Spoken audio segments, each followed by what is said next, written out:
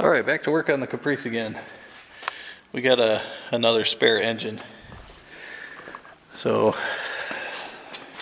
got a bit of a leak from some steering pump juices.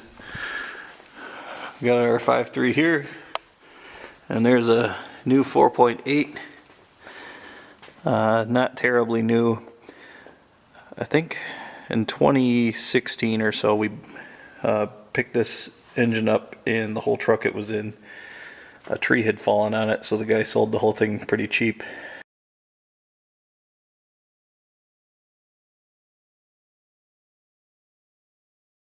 And my friend was going to put this in his Jeep TJ, and it never happened, and so now I got the engine. So this is complete, $300 4.8 liter.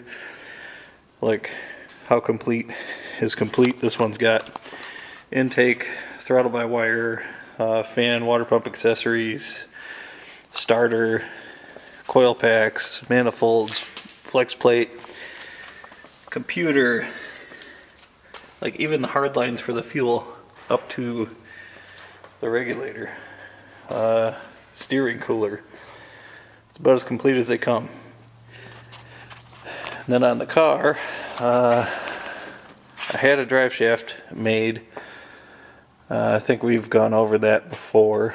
Don't know if I've released that video, but sometime. But when I did that, the pinion, I got the 1350 U-joint size. Don't remember exactly, but the diameter was different. So this is a smaller diameter than the old one, and it started leaking. So I got a new seal in there. This isn't torqued. This is all out of oil, so I got to remember that. But this is a 308 gear with a factory posi.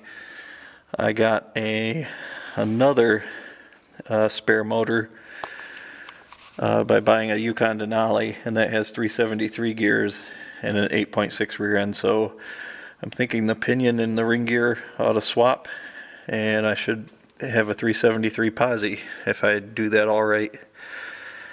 Right now I want to get the engine and transmission back out because I've got some, I believe, rear main seal leaks. I've got parts. So I'll try to knock that out today and see how far we get.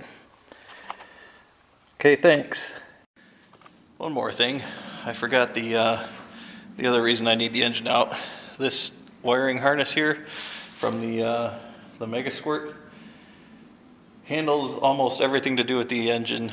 I've got another harness to make for the transmission that will connect to the GPIO, but the Caprice has a whole bunch of wiring harness still in here. Like there's from the 4L60E transmission, so there's just a big mess of it still in there.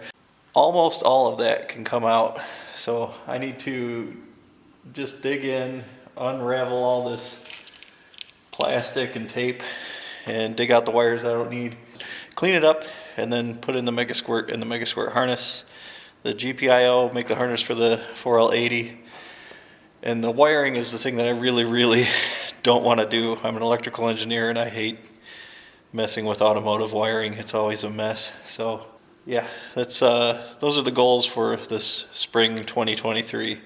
Started this project in 2016, 17. So I'm the kind of guy Matt Happel is making fun of by saying I'll get to it one day. I don't have time to get to the garage, so let's do something. Trans is out. So, oh, also the flex plate. Got that out. And looking up here, we've got oil and wetness all around this area, not so much here. So maybe around that oil pressure sensor a little bit, maybe around the cam sensor, not sure. The back of the head looks dry on both heads, so I think my leaks come from up here and possibly here. So I want to get this seal out and put the new one in. Alright, out here doing things. We got the back cover off. I was under the impression, because of the internet, that if you just come over here, if you pry from these 3 spots, you can get that seal off while it's still on the vehicle. Didn't work out for me. I took the plate off and set this on a couple blocks of wood and put a screwdriver in the back side of here and pounded around the edges until it popped out. So this is like a steel and rubber type seal. I'm not sure what the new one is. Also not sure if I need to put that back on before I put the new seal on. The new seal comes with like a plastic something on the inner diameter to keep the lips out, which I think is meant to make it easy to install over the crank flange here. So let's see, spent some time in the parts washer, so I had to stop using it as a table for a second.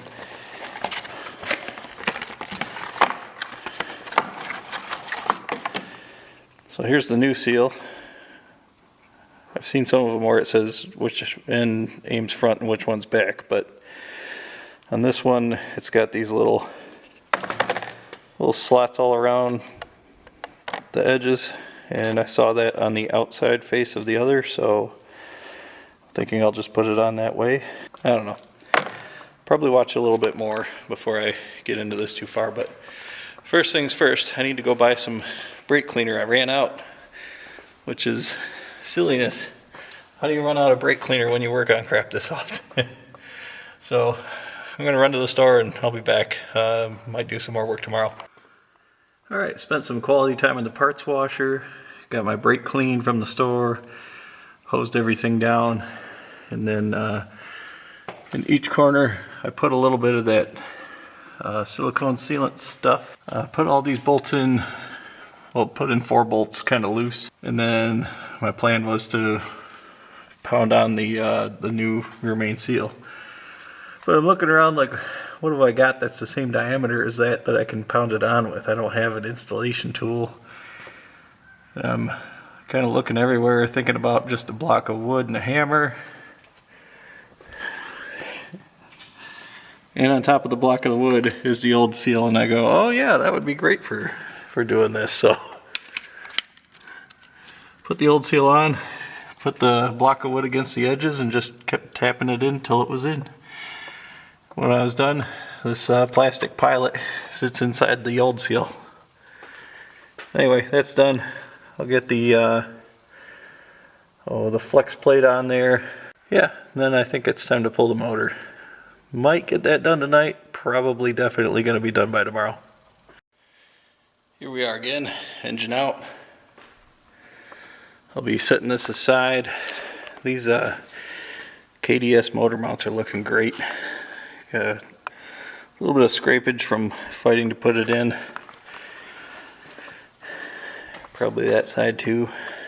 But here's the nice empty engine bay, and there's all the mess of computer and wire that I'm pretty sure I don't need for the most part. There's a couple of relays right in that box there that like a signal wire goes to there from the computer, so I might save that and figure out what to use it for. Took a bit longer than I thought, but it always does.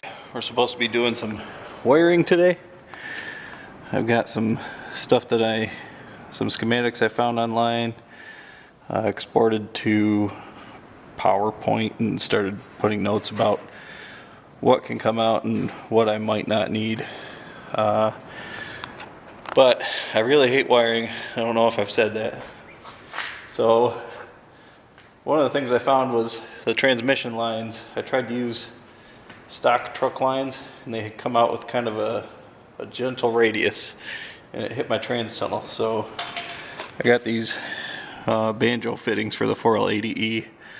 So I'll throw them in first, and then we'll do wiring. Alright, easy enough.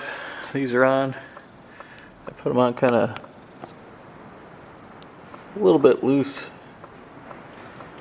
Not sure which way I want to orient them, but just want to make sure I don't assume that they're tight when I go to put fluid in. They're loose enough I'm going to notice when I try to put the AN fittings on. So I've got AN fittings, AN hose, and a True Cool 40K transmission cooler. So I think I'm going to run training fluid to that and not into the radiator at all.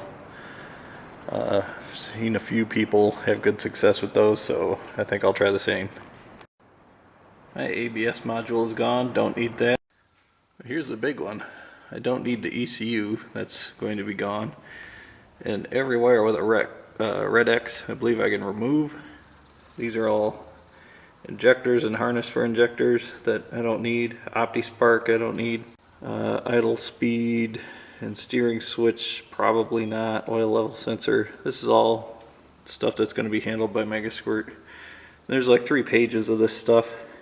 There's a relay for secondary air injection, the pump that pumped air into the exhaust. That doesn't exist on this engine, so that'll go. All those 4 oxygen sensors I'll replace with a wideband, etc. So battery dead at some point.